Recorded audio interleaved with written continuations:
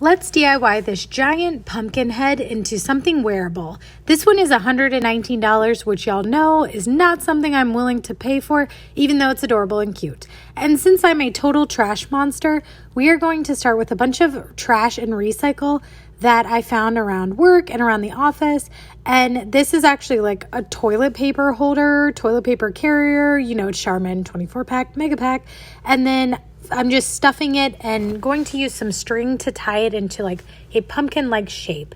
We are going to paper mache this using flour, water, and strips of newspaper. And yes, my cat is licking this. I don't know, is flour and water good for cats? Any thoughts? She might be turning into a spooky skeleton for our next video. But using the flour and water mixture, I'm just going all around this pumpkin, trying to preserve the shape.